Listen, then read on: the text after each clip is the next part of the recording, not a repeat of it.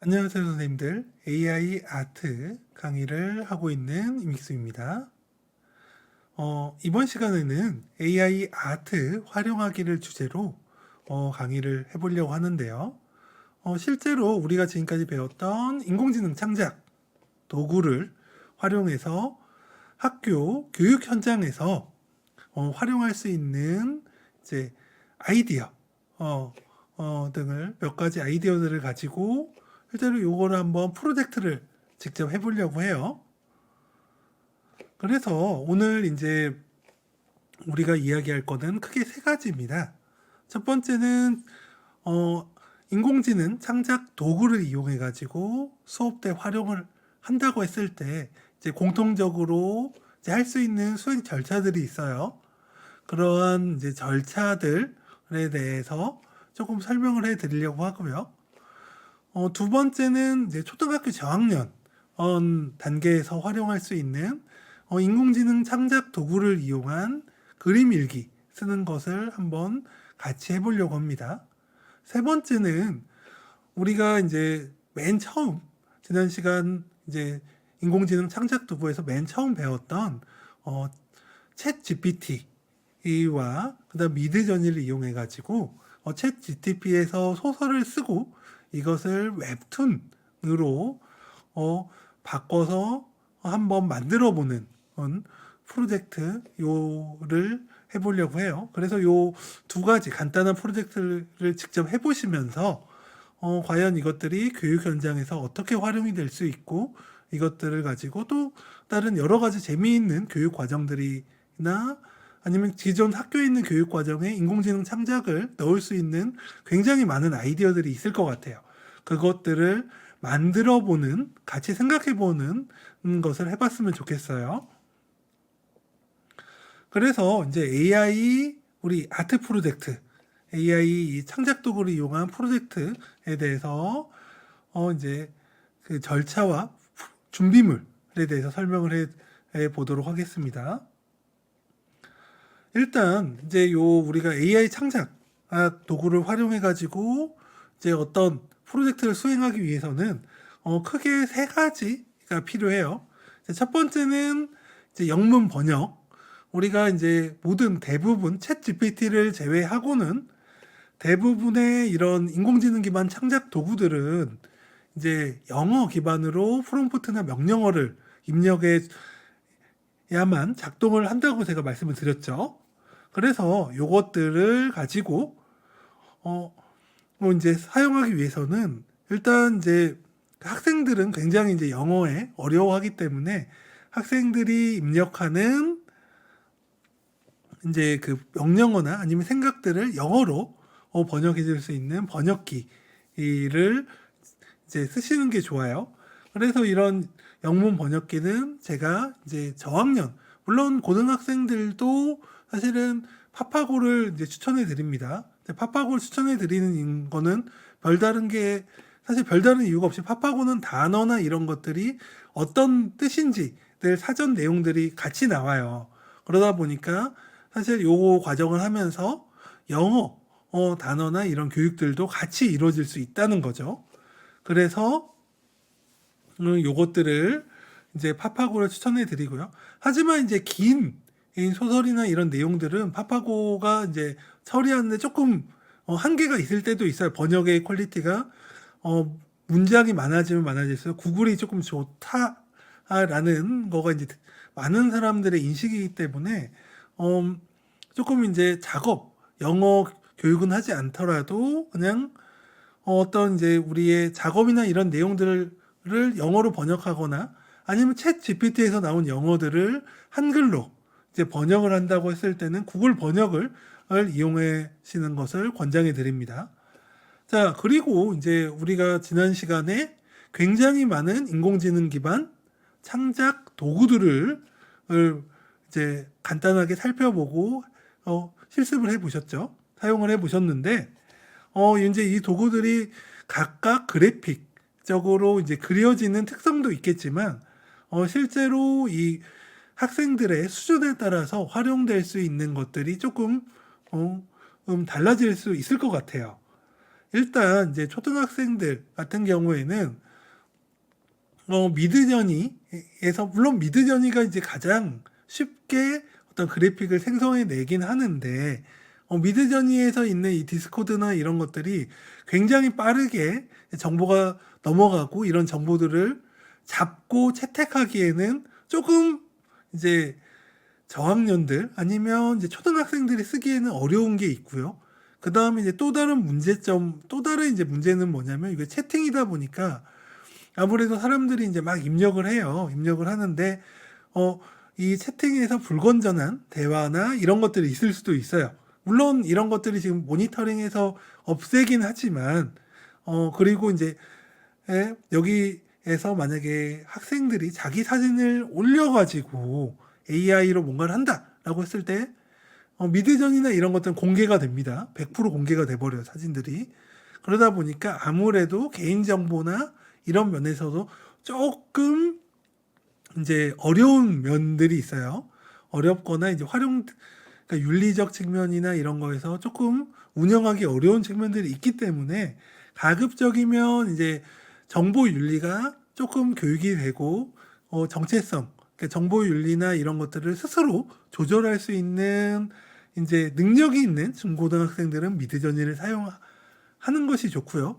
그렇지 않고 어떻게 보면 이제 그냥 이 AI로 그림을 그린다라고 한다면 고겐이라든지 아니면 이제 달리 2의 이제 조금 낮은 버전으로서 지금 활용되고 있는 크레용 이라든지 아니면 달리 2.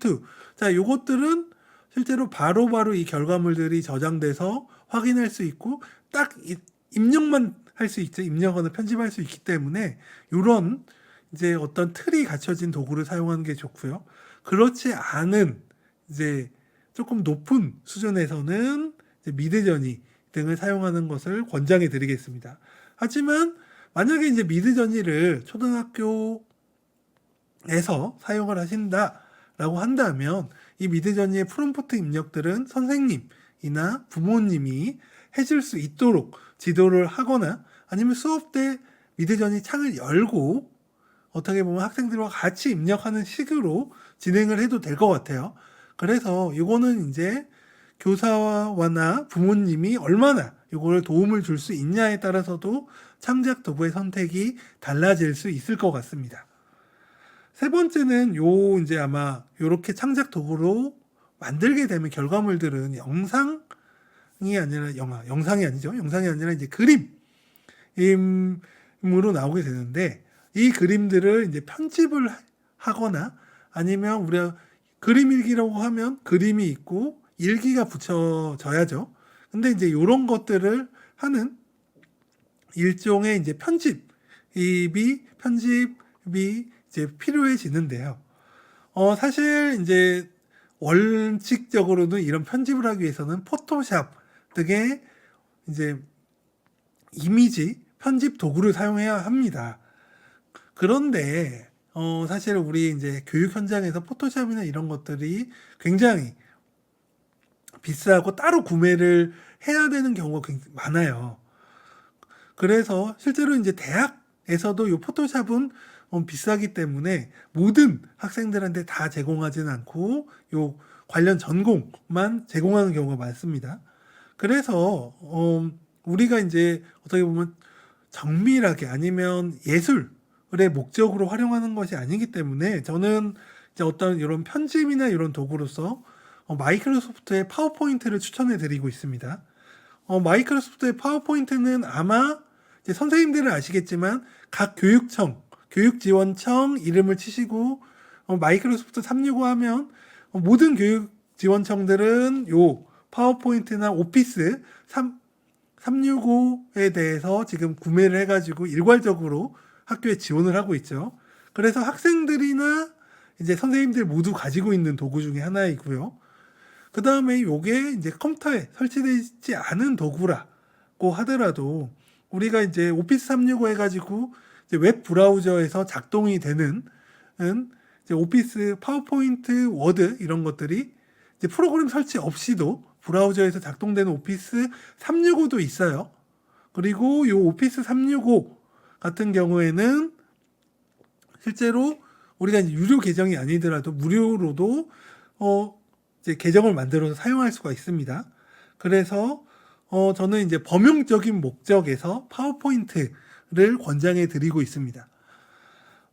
그렇기 때문에 이제 오늘 같은 경우, 오늘 이제 이번 강의에서도 저는 파워포인트를 사용하려고 해요. 자, 그 다음에 이제 이 AI 아트 아니면 인공지능 창작 도구를 이용해 가지고 어떤 것을 한다라고 할 때는 크게 세 가지 절차로 해가지고 대부분 요거는 공통적인 것 같아요. 제가 이제 여러 수업들을 해봤지만 요것들이 이제 요 세 가지가 공통적인 것 같습니다. 그래서 이제 첫 번째는 가장 중요한 거는 이제 프롬프트 만들기예요. 사실 이제 고견을 제외하고는 대부분은 프롬프트를 그러니까 이제 어떤 그림을 그려줘라는 명령어를 통해서 그림이 그려지게 되죠. 그래서 이 프롬프트를 단순하게 어떤 상황만 묘사를 해서 그릴 수도 있는데요. 그렇게 그리게 되면 달리나 크레용 같은 경우는 굉장히 간단한 그림이 나오게 돼요. 마찬가지로 미드저니도 거의 비슷합니다. 미드저니도 이제 이런 데이터가 많이 쌓여 있기 때문에 그나마 이제 우리가 간단한 명령을 써도 그럴듯한 그림이 나오긴 하지만 사실은 명령어가 조금 길고 디테일, 그러니까 이제 구체적일수록 굉장히 잘 그림이 그려져요. 그래서 이제 이런 어떻게 그림을 그릴 건지 구체적인 이제 명령어를 만들어 봐야 돼요.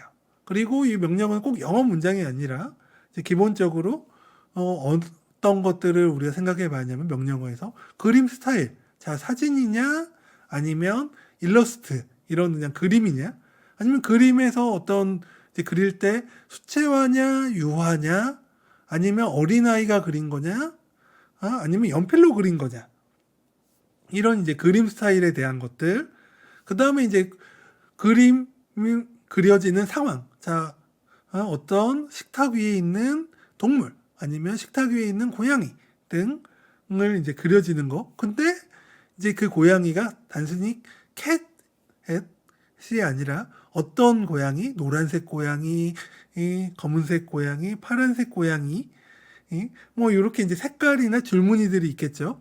그래서 그런 것들, 자 그런 것들을 이제 구체적인 묘사가 있어야 될 것 같고요.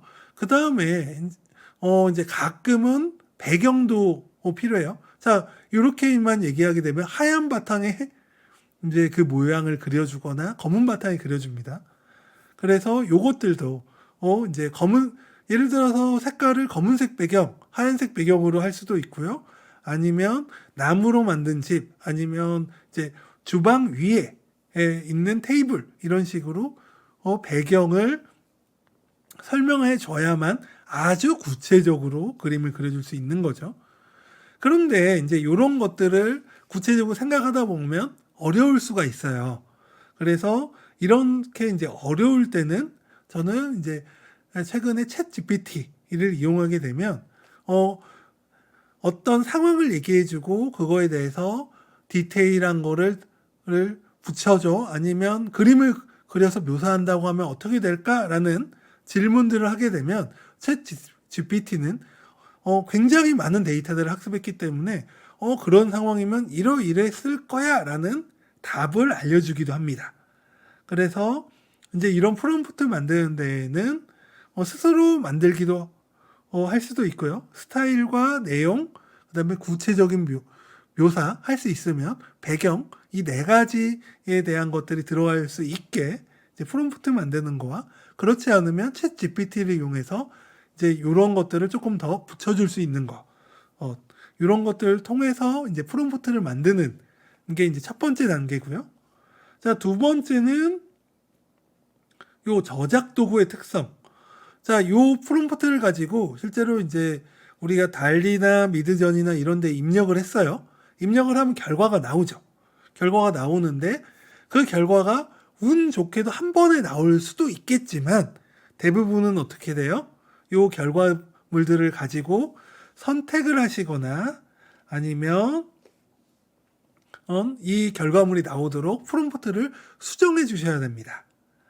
그래서 이런 것들을 이제 결과에 따라서 어떤 그림이나 그림 스타일이나 이런 것들을 이제 선택하는 과정, 그리고 프롬프트를 수정하는 과정, 그리고 이것들은 실제로 우리가 이제 배웠던 인공지능 기반 창작 도구를 활용하면서 요 작업을 하게 되는 거죠.